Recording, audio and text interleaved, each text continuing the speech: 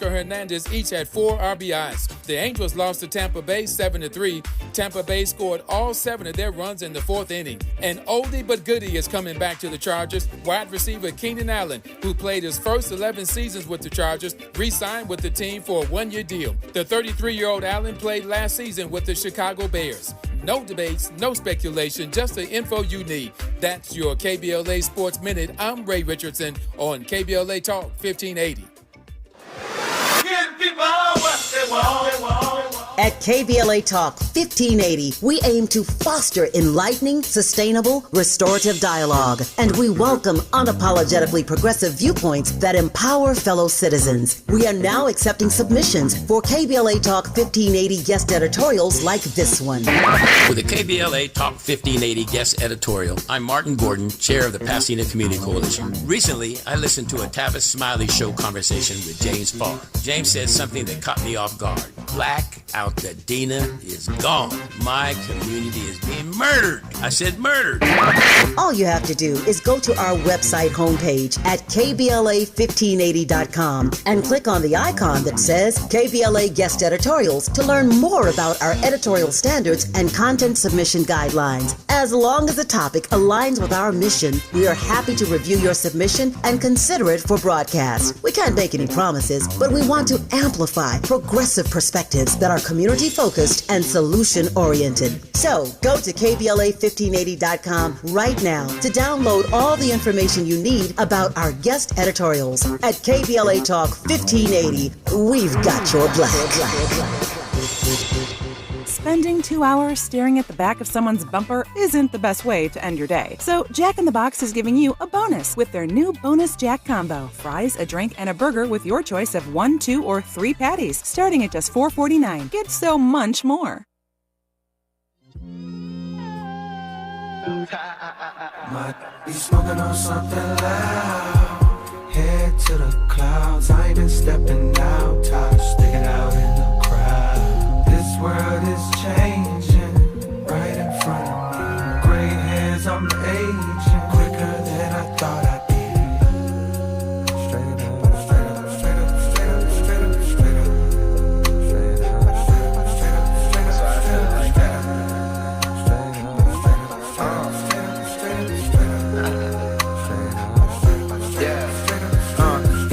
these flows teach egos to freeze and then recede. I'm C4 beneath your Jeep. The second you turn that keyhole, and heat blows. Your weak flows right out the water. The father, boy, I work smarter and harder. My style got a restraining order. Don't bother, I charter unseen territories in order to push it farther than you that ever thought. I caught a lot of murder charges, turn artists to martyrs. When I rock, that turns to goddess. Fiends turn to kings, dreams turn to things tangible. My hands are full with grants I pull from stanzas. No, I can't go slow. I'm Sandra Bull. Either proceed with speed or don't breathe. Snow Creed, a color that won't heed to the warning. The planet will shake when I'm performing. Tectonic plates from a place with text on their waist. So stay safe or get left with chest on your faces. Death waits for your last of breath. I'ma pass the test. Yes, I'm a master chef. Wanna taste and pay for it. They claim they're real, but they sell them straight for it. The pain I feel on my frame gets transmuted to a dangerous flame. I spit fire at the devil while the angels sang. The flow changed, but Jermaine's the same. I'm plain Jane, out of chain on my neck, but shine like baguettes. Ashamed not to flex to rhyme like the rest. My mind's quite depressed if I don't write these. I'm Spike Lee at the audio. Back in my barrio. Parties got shot up, so I built up on my cardio. Dodge shells, collect coins like a Mario. But this is not a game, an experience. I'm serious.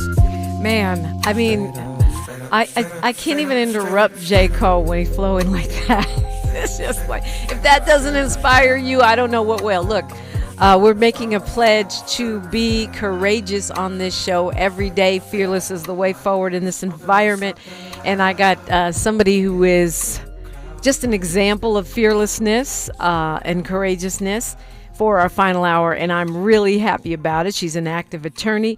She was elected president of the Board of Water and Power Commissioners back in 2020. She was board VP since 2018, and she is a highly regarded, widely respected attorney dealing with complex legal and public policy issues for her clients as managing director of Strategic Counsel PLC. Attorney Cynthia McClain-Hill. Yay, I'm so happy to finally have you on the show. Well, hello, Dominique. I'm incredibly happy to be here. Yes, indeed. I can't tell you how many days I sit here and say, "Is that legal? How can I do that? Wait a minute." That somebody help me understand the logic behind this. Or sometimes I wonder, is there a legal means of defeating this thing? And I'm sure you must spend a lot of days at least wondering some of that yourself at this point in history. Well, it's interesting that you say that. I think many lawyers are looking at this current era and redefining what we think is or isn't legal. The answer to the question now is whatever the courts say is legal appears to be legal. And over the last several years, the Supreme Court has been steadily moving the ball. Yes. Okay, so several things about that. One is when lower courts or even the Supreme Court make a ruling, i.e. the Supreme Court told the Department of Justice they had to send that Abrego Garcia guy back to the U.S., and they just decide to ignore it, the administration or the Department of Justice or whoever just ignores the courts, that's not legal, right? I mean, what can be done about that? What's the backstop here? Well, that's an extraordinary and yet telling situation. So first you had lower courts very aggressively ruling in ways that most lawyers would have deemed predictable. The Supreme Court stepped in and appeared to rule in a manner that was consistent with the lower court, with one subtle difference. They didn't say bring him back. They said, sort of facilitate, make some effort to facilitate his return. And things got very murky. It's like, well, what do you mean? I mean, either it's bring him back or not.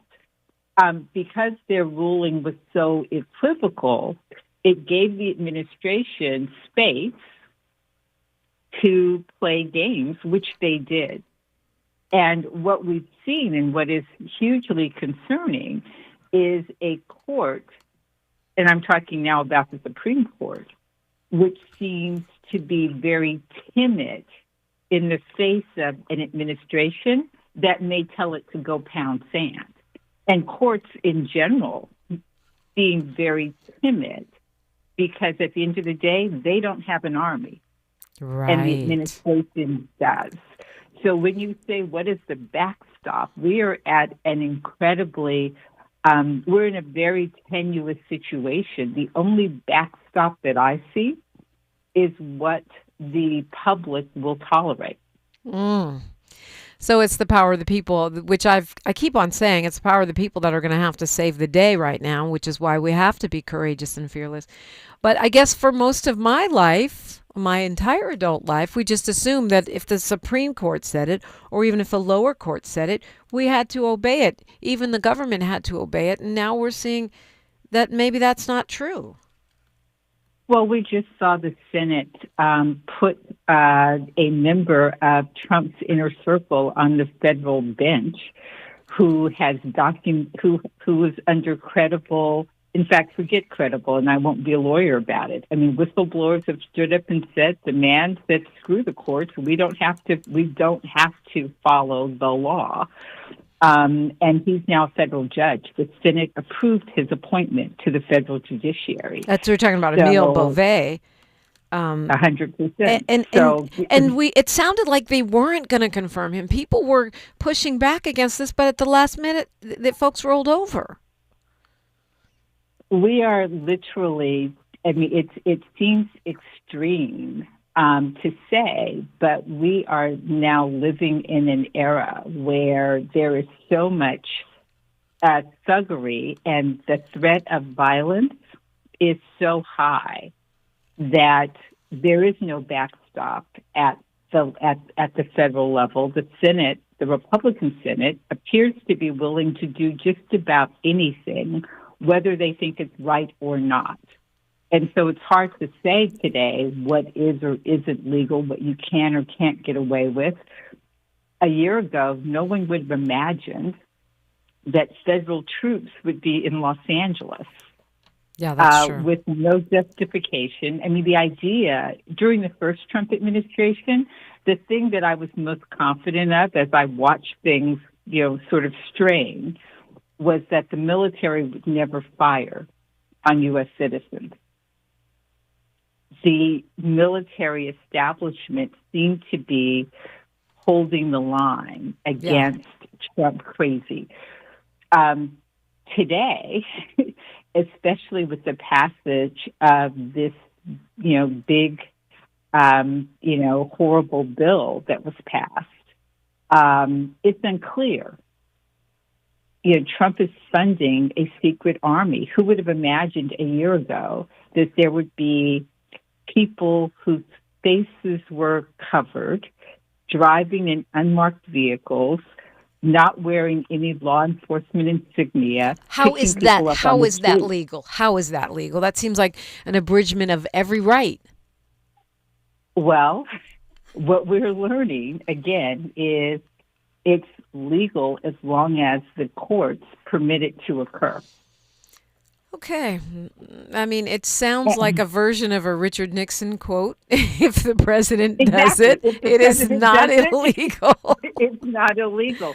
Well, I think, Dominique, one of the things that has limited our own ability to imagine or to reconcile what's occurring is the era in which we've grown up. All of us who are, civil rights babies or post-Brown versus Board of Education babies have grown up in an America where rules have been enforced, where rights have expanded. I mean, we grew up as apartheid in America fell. What we tend to forget and what we now have to re-look at is what America was prior to the civil rights movement and what was legal, what was tolerated. Wow. Yeah, that's quite a frame right there.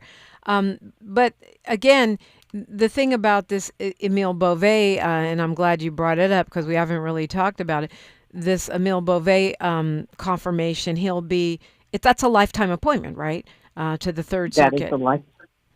That is a lifetime appointment. And as we look at the Supreme Court, I mean, this march toward autocracy was, from my perspective, was significantly advanced by Mitch McConnell and his unprecedented act of refusing to confirm Barack Obama's nomination to the Supreme Court. I mean, literally, we've got a president who's put 3 members on the court. Right. In an almost unprecedented way. I mean, by strong arming Obama by not doing his nominee, and then pushing Amy Coney Barrett in at the last minute in total hypocrisy of what they said about Obama's nominee. 30 days. Fast-tracked her nomination, and so they solidified a majority on that court. For the foreseeable future. For the foreseeable future, and that court essentially took the reins off of Donald Trump by declaring the president to be practically immune to prosecution. So does that mean that what Nixon said is true? If the president does it, it's not illegal? I mean, really now? That is true today. Yeah, that's true today. It wasn't true when he said it, but because of that decision, it's true today? It is true today. Okay, so a lot of folks have been saying on social media that means that even though the Trump administration is investigating Biden and Obama, that the Supreme Court ruling would also protect them. Is that true, even though it wasn't in place at the time of their presidencies? It should protect them. But I think that many of us, I am not at this moment prepared to say what will or will not happen in connection with how law is being enforced. Mm. Wow, that's worth repeating. You're not prepared to say what will or will not happen. In other words, anything goes at this point. Attorney Cynthia McClain-Hill is my guest, and I've got a long list. Luckily, she seems to have the same list of things that we need to understand what the changes mean and whether or not they're illegal, what can be done about it. If it is really what the courts say, what can be done about any of this. And also, I think it's important for us to have perspective, because at some point, we're going to get a chance to fix some of these things. I'm Dominique DiPrima, and you're listening to KBLA Talk 1580. KBLA Talk 1580 is an intervention. When we come forward, includes you. KBLA Talk 1580, turning pain into power. Is reviewing life insurance on your to-do list? Now's the perfect time to add it. A friend recently told me that securing life insurance sooner rather than later can help you lock in lower rates for years to come. So I bumped this up on my list and got it done. I called SelectQuote and couldn't believe how easy and affordable life insurance is. I'm 40 and got a $500,000 policy for $16 a month. My husband's also 40 and his $500,000 policy was only $18 a month. Plus, with SelectQuote's same-day coverage, there was no medical exam required, and we were covered by the time we hung up. Knowing I have this checked off my list feels amazing, but the peace of mind knowing my family is protected feels even better. Call SelectQuote at 1-800-729-7070. That's 1-800-729-7070. Or go to SelectQuote.com to get your free quote today. That's 1-800-729-7070. Details on example rate at SelectQuote.com. This is the story of the one. As a lineman, he does whatever it takes to keep the power on in his community. And he wants a partner like Grainger who does the same. Grainger offers the professional-grade products he needs, from voltage detectors to harnesses to hard hats, plus fast, dependable delivery, so he can rise to every challenge. Call 1-800-GRAINGER, click Grainger.com, or just stop by. Grainger, for the ones who get it done. Oh no, stomach issues again? Stomach issues? Who are you? Your pancreas. I could be the real reason for your diarrhea, gas, bloating, stomach pain, or loose oily stools. I thought it was my stomach. People often do, but any of these symptoms could mean having a condition called exocrine pancreatic insufficiency, or EPI. With EPI, the pancreas doesn't release enough enzymes to break down food, but EPI is manageable. Use the symptom checker on identifyepi.com and speak with your doctor. That's identifyepi.com. Sponsored by AbbVie. Cashback is not available on gas in New Jersey and Wisconsin. Susan, I'm sorry I'm late. Traffic is terrible. It sure is. But on top of that, gas prices have been skyrocketing. I can't believe how expensive gas has gotten recently. Prices at the pump are up, but I never pay full price for gas anymore. I just use the free Upside app that pays you cash back for every gallon of gas you buy. Wait a minute. Are you saying you actually get paid cash when you buy gas with the Upside app? Yes, I get real cash back every time I buy gas. And does that actually add up to anything? I've made around $200. Wow, that's serious extra cash. I'm downloading the free Upside app now. Download the free Upside app to earn real cash back every time you buy gas. Use promo code GOLD for an extra 25 cents per gallon cash back on your first fill-up. You can cash out anytime right to your bank account, to PayPal, or an e-gift card for Amazon and other brands. Just download the free Upside app and use promo code GOLD for a 25 cents per gallon bonus on your first tank. That's code GOLD for 25 cents per gallon cash back on your first fill-up. Thanks for waking up with Dominique DiPrima on KBLA Talk 1580. Oh man. I feel like I have a list too long for one segment, but we're going to do our best. Attorney Cynthia McClain-Hill is with us. One of the ironies of what's happening in my eyes, although I'm not sure that my mind is fully around it, Attorney McClain-Hill, is that this notion of turning civil rights, equal protection against black people, particularly black people, but against so-called protected categories of people, vulnerable people, by using these rules that were meant to help us to harm us. It seems like now the Supreme Court is saying that they're basically, in a nutshell, and you can correct me, I might be saying this wrong, but it sounds like they're getting ready to say that in essence, the Voting Rights Act is in violation of the 14th and 15th Amendments for equal protection. In other words, helping black people get voting rights protections is illegal because it violates the rights of people who aren't black? No, it is. No, you're exactly right. It's incredibly concerning what you have and where this current court, regardless of how they articulate their decisions, where they merge with our current president, is in this willingness, this aggressive need to erase history and to make decisions that do not reflect any context. So, equal rights means that any action that you take to remedy or address historic discrimination, well, forget historic discrimination. So if that didn't exist, then advantaging or stepping in to remedy a situation comes at the expense of, a white person. We have turned white people into victims. This elevation of white grievance to the point now where it's not just in voting rights, but it's in all facets of American life. You've got another case moving toward the court where the reverse discrimination is in employment, in every aspect of life, is being asserted by white people, and the court is signing off, saying yes, of course. And so what could happen in the next session of the Supreme Court is they could outlaw the use of race in voting maps at all.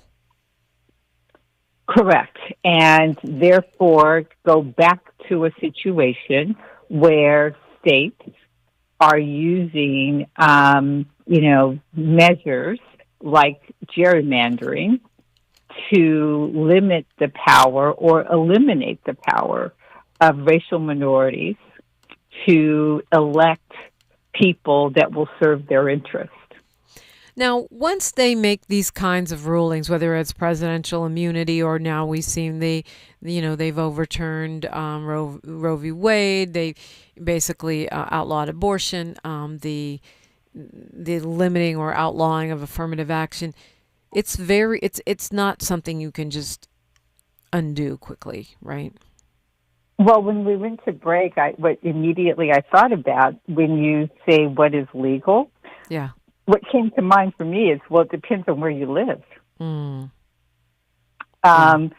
So abortion is legal in California. They have to take additional steps to make it actually illegal, but it's certainly not legal in half the states in the United States. And yes, once they make these rulings and unleash states to do what they will, there's absolutely nothing that can be done about it absent legislation at the federal level or a new court. Yeah.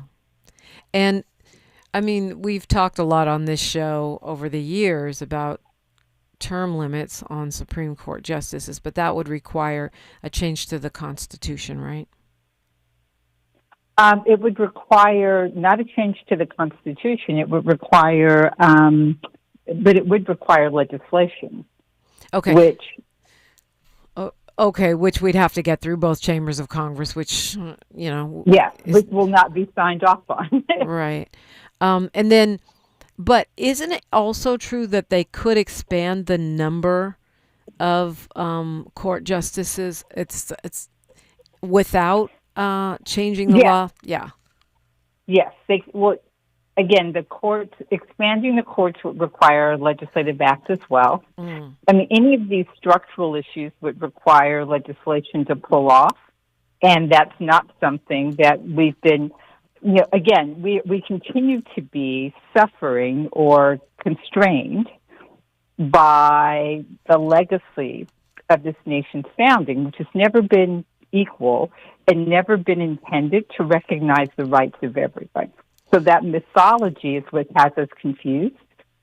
And one of the things that constrains our ability to have the kind of government or the kinds of laws or the kinds of freedoms that we believe ought to be in play is the fact that regardless of your size, states have 2 senators.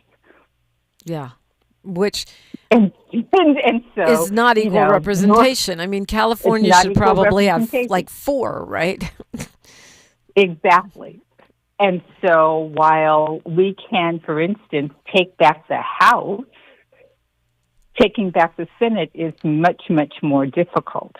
Yeah. And regardless of what we think, Arkansas or North Dakota has the same say in the Senate that California does. Right. And it makes structurally many changes that need to happen very difficult to achieve. I mean, changing out the allocation of Senate seats to reflect the size of a state and the population, getting rid of the Electoral College, making D.C. a state, making Puerto Rico a state if they want to be. To me, those are urgent matters, but none of them will happen overnight. None of them will happen overnight, and these are matters where our belief in what we thought was, the law, which we now understand to be cultural and customs, has limited our willingness to fight for them. Yeah. Well, it's really discouraging. I wonder, but I never give up because I feel like things can always flip in ways that we don't foresee. And one of the things that does that, as you pointed out earlier, is the power of the people. The people are very disillusioned with the U.S. Supreme Court. I mean, their popularity, especially amid all the corruption that is coming out now, their approval ratings really low. Could that be a game changer in any way? No, I think at this juncture we have no choice but to rely on the power of the people, and it's really just a matter of when it all becomes too much. Mm-hmm. It's been interesting to watch African Americans react to what's occurring with a sort of knowingness about it. As we all look at it and think about it, we're forced to remind ourselves that we've been here before, we've seen this, we know what this is, and we know that it is possible for this not only to happen, we also know it's possible for it to change, for it to be overcome, if you will, but not easily and not without a great deal of struggle and disruption. And I think what I think about most these days, for instance, watching this immigration crackdown and watching people seek to respond to it, what comes to mind for me is people died during the civil rights movement. Yeah. We think about and remember and celebrate the victories and the glory, but we often overlook and forget the pain and the struggle and the confrontation and what it took to get there. And we may well be entering another one of those moments where what it's going to take to stop this is going to be real sacrifice. Talking with attorney Cynthia McClain-Hill. We've got news, traffic, and sports here. Then we'll continue the conversation. What is legal? What is going on in America with our courts and with what we would call the rule of law? Continues after this. She's reclaiming her time on KBLA Talk 1580. More First Things First with Dominique DiPrima when we come forward.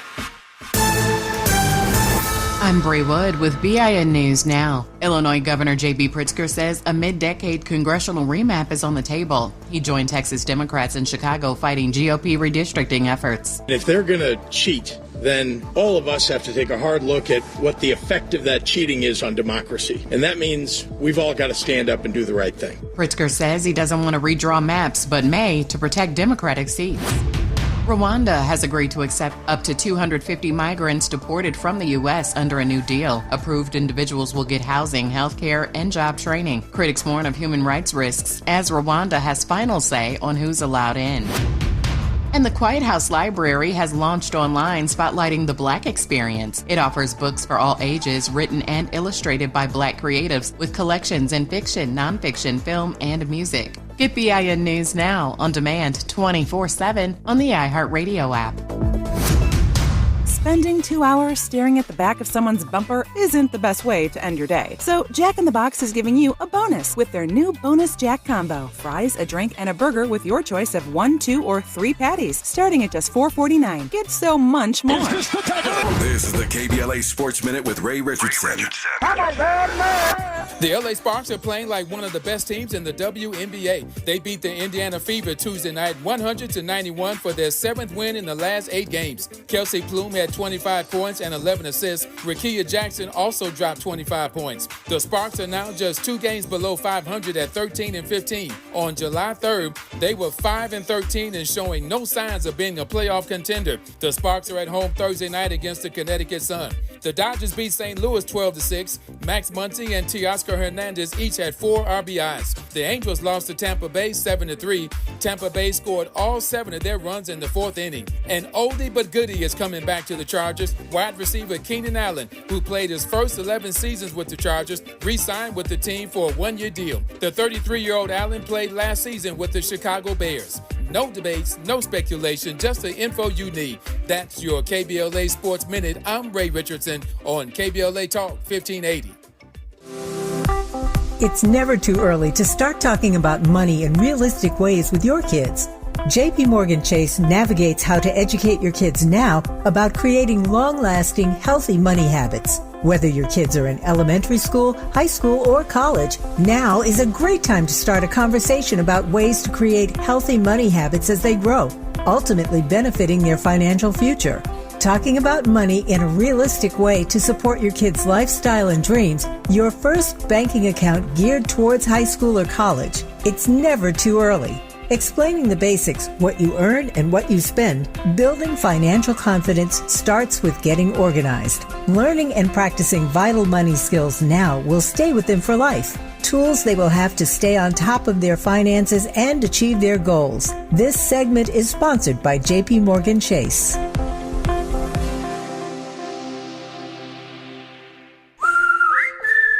Hey, it's Matt, your leaf filter trusted pro. Gutters are an often neglected part of the home. They're also one of the most important. Clogged, overflowing gutters can cause serious problems like foundation damage or basement flooding, which can cost thousands of dollars to fix. Let's face it, cleaning gutters yourself is not only a hassle, it can be dangerous. But when you get Leaf Filter, you'll never have to worry about cleaning clogged gutters again. Get started today by visiting leaffilter.com/deal to schedule your free inspection. If you decide to move forward, we'll professionally clean, realign, and seal your gutters before installing our patented stainless steel micro mesh system. Leaf Filter keeps out everything but the water. And it's backed by a lifetime transferable no clogs warranty. So you're protected for good. We're in your neighborhood and ready to help. Visit Leaf Filter today for a free inspection and estimate, and you could save up to 30%. Visit leaffilter.com/deal. That's leaffilter.com/deal. This is KBLA Talk 1580, where hate loses and love wins. Okay, talking with attorney Cynthia McClain-Hill. We may have to do a long speed round here.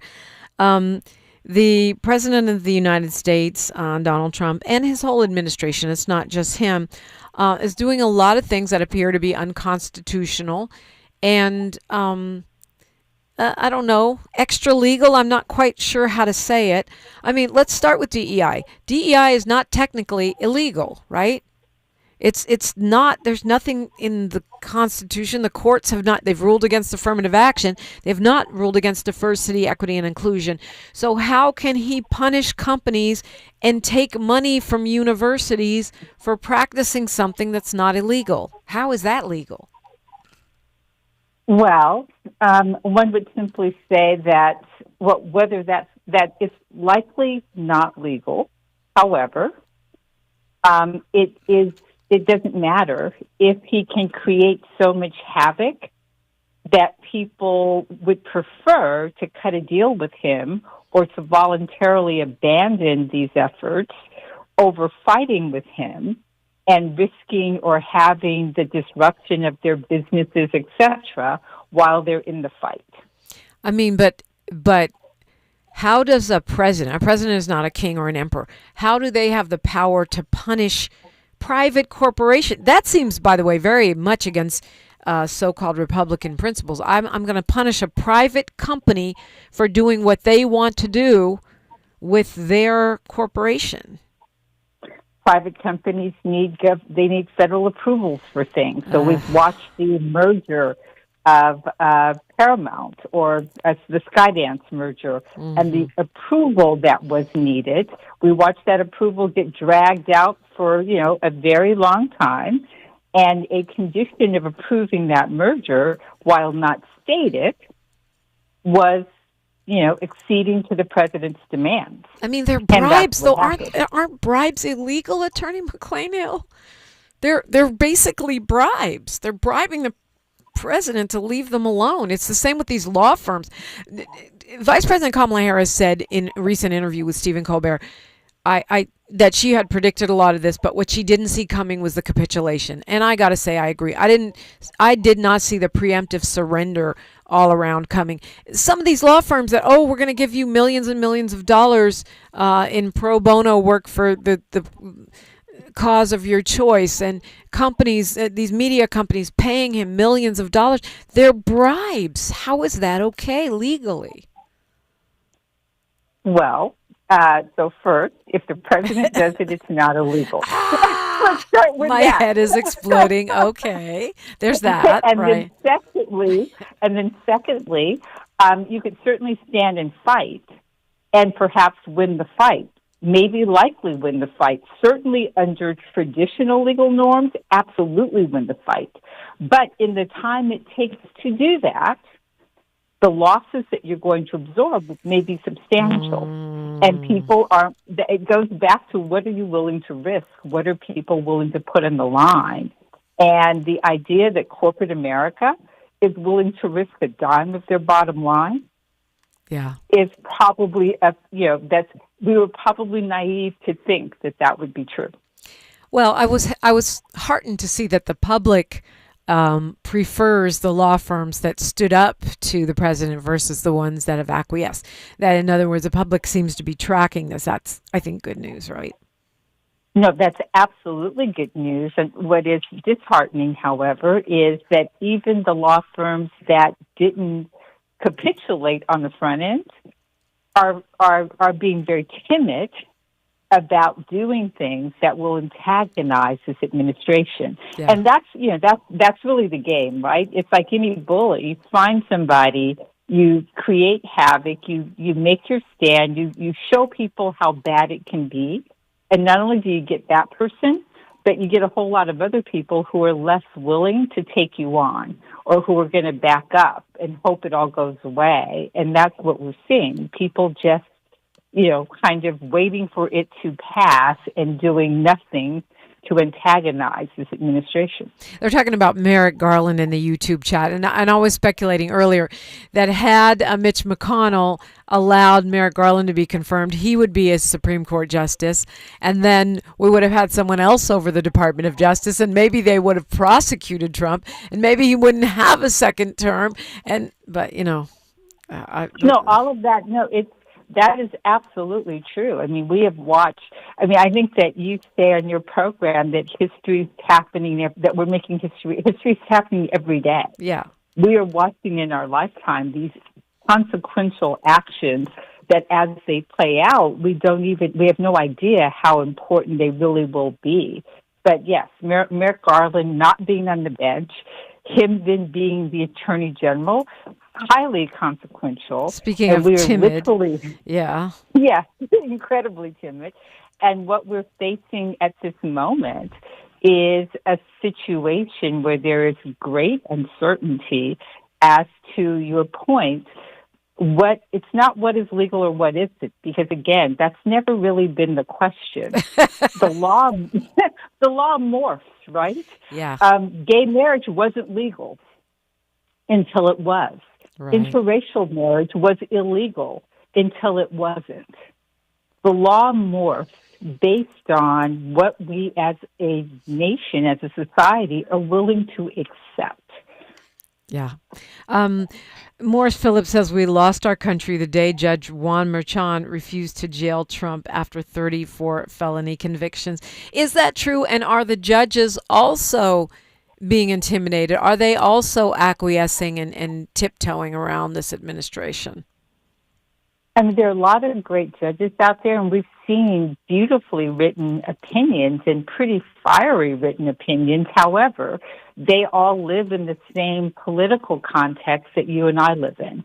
And they are therefore reluctant to do things that they either, A, don't believe the ultimate court will back up, or B, that they don't believe that they have the power to enforce. The president, back to the Constitution, cannot run for a third term. I think yesterday he said he probably wouldn't, but they already have the Trump 2028 hats. Are you going to say the same thing again if the president does it? It's not illegal? I mean, where does it end?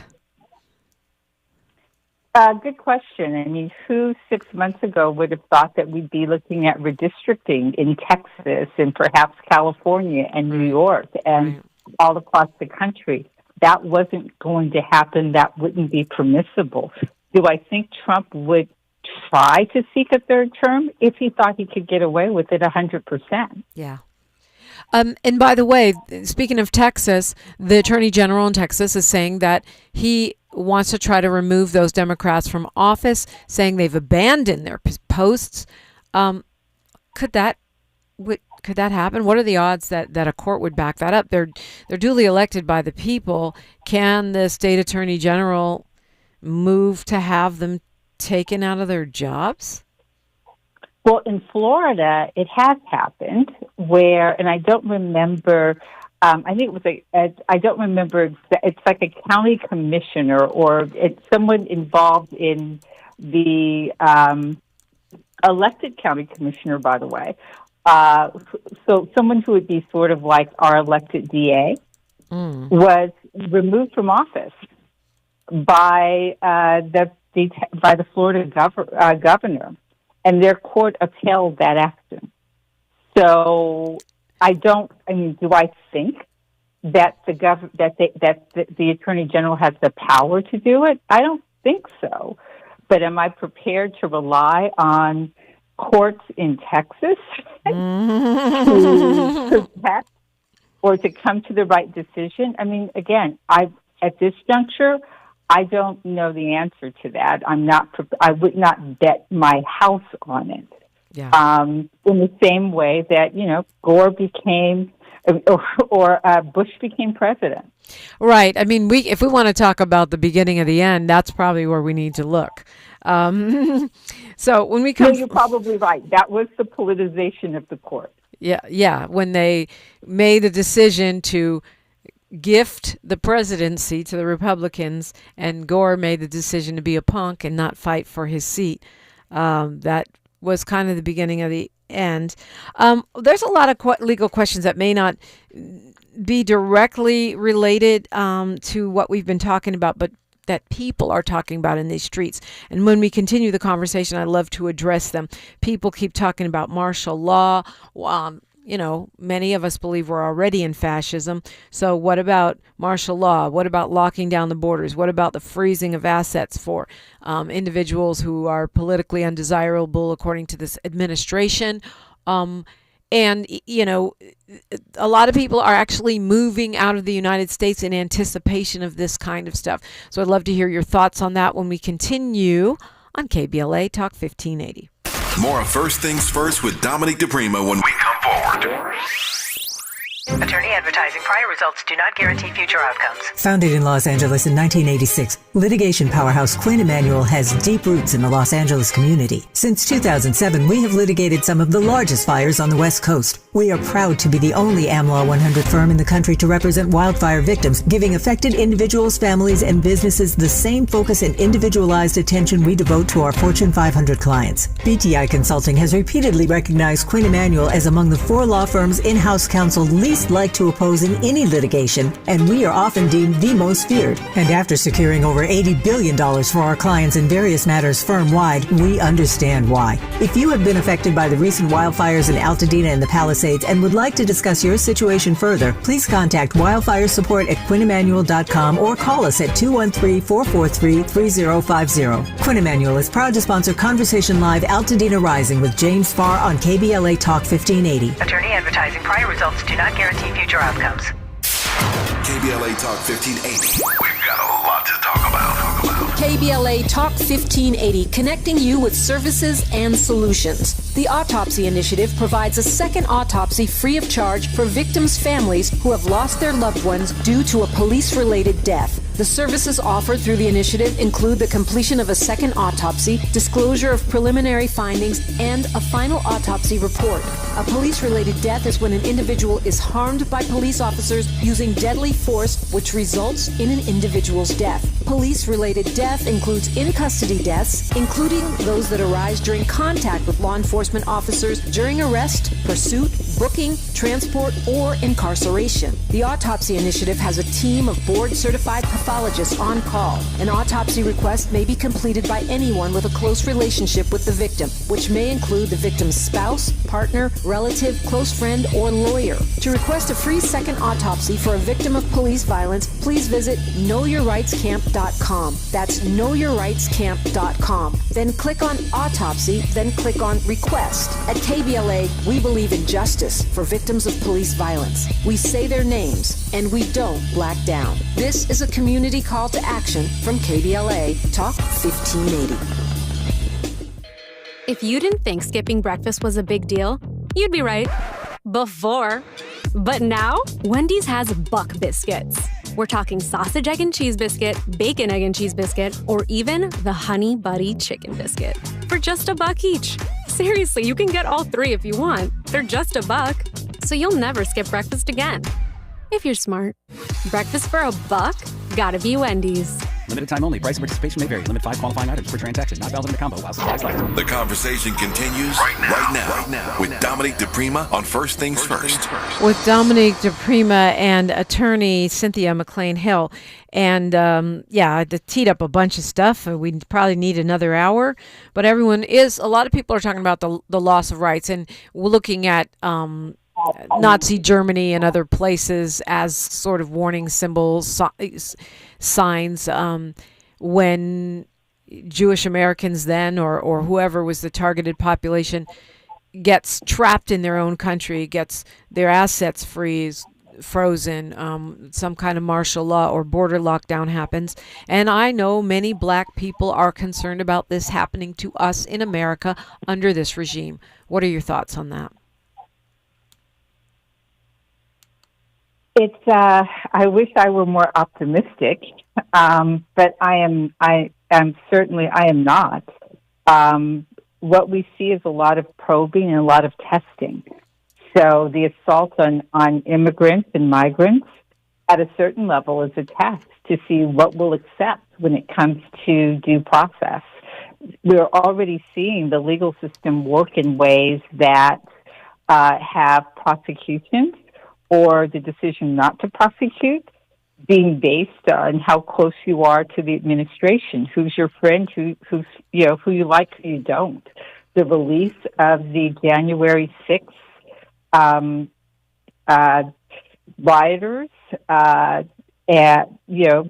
was pretty extraordinary, but says a lot about what justice looks like in this country. And the dodge extraction of data is highly concerning. Do I believe that these folks are capable of the kind of extraordinary acts and the cruelty and the heinousness of the Germany the regime in Germany? I think they are. Yeah. We've got to believe what we see.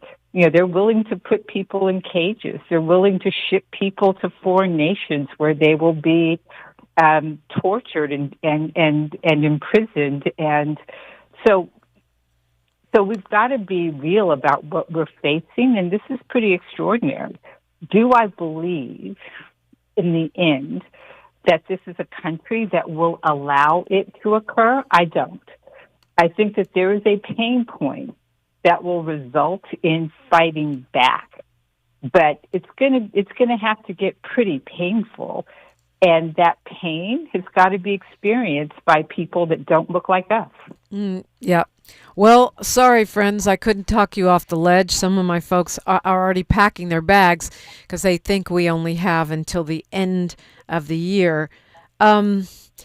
I think the point you've made, and this is probably the answer to the question about the president really doesn't have the authority to dismantle the Department of Education and other departments, probably doesn't have the authority to impose these tariffs, which are going to continue to raise prices on the average American, or even to use the military in the way that he is.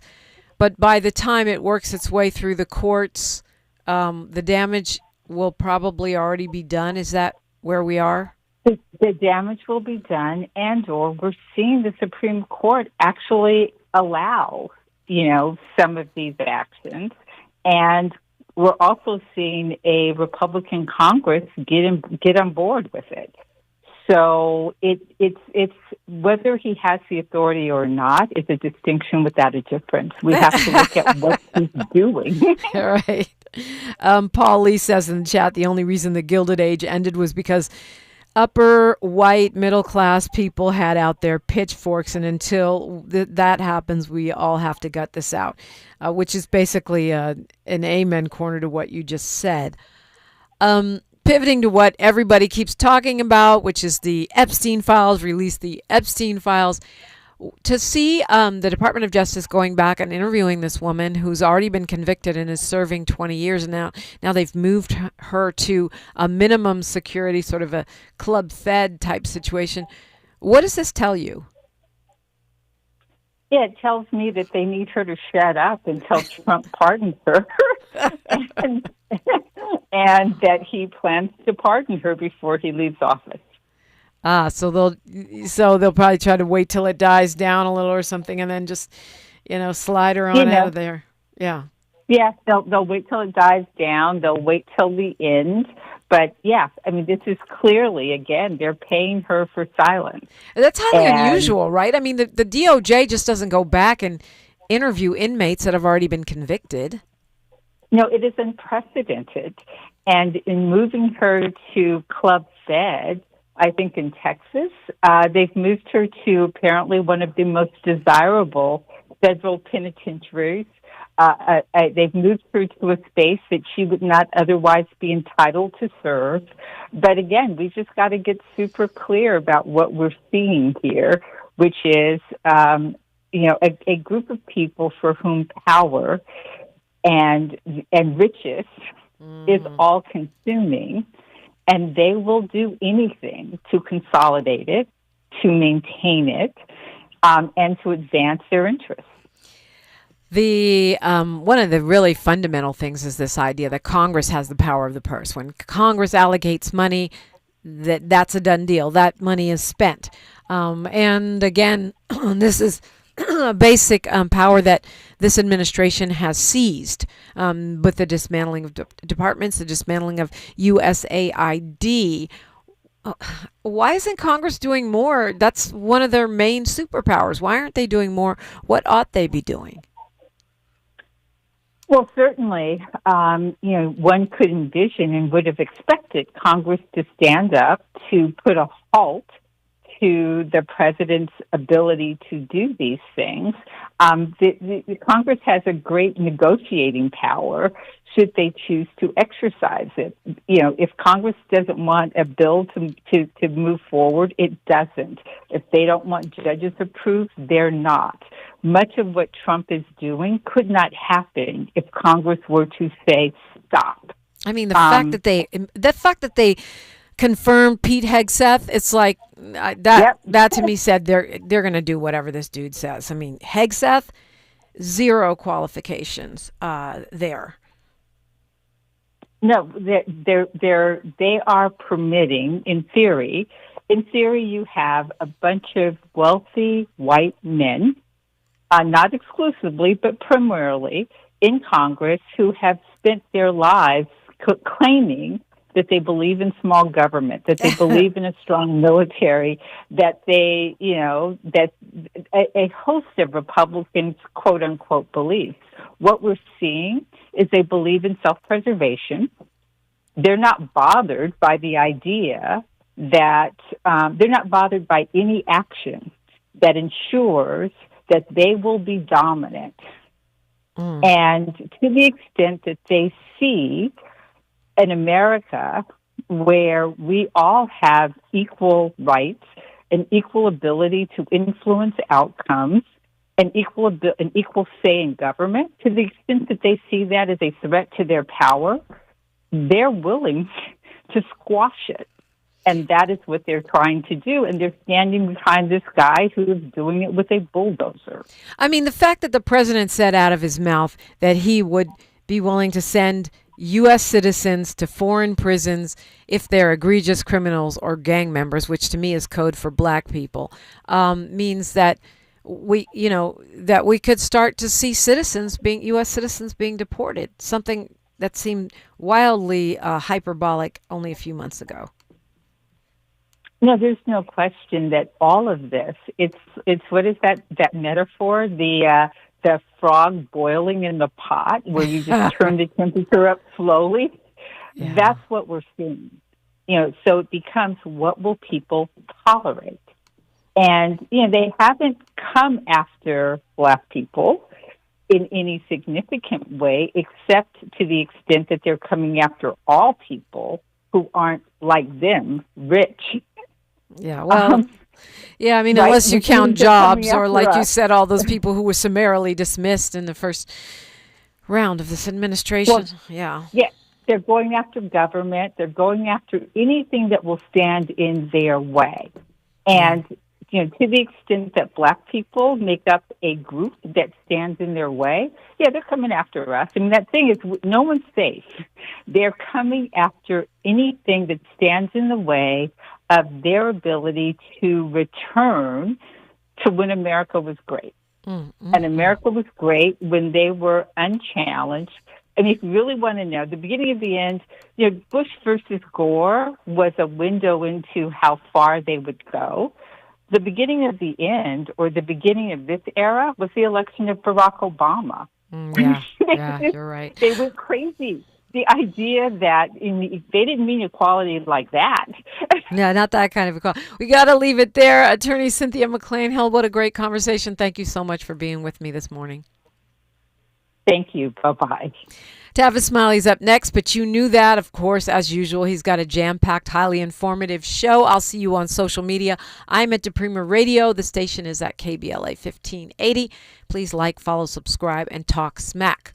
Like my mama, the great late poet laureate used to say, Diane DiPrima used to say, history is now. Like I always say, we are making it together. Until tomorrow, one love. KBLA 1580 Santa Monica.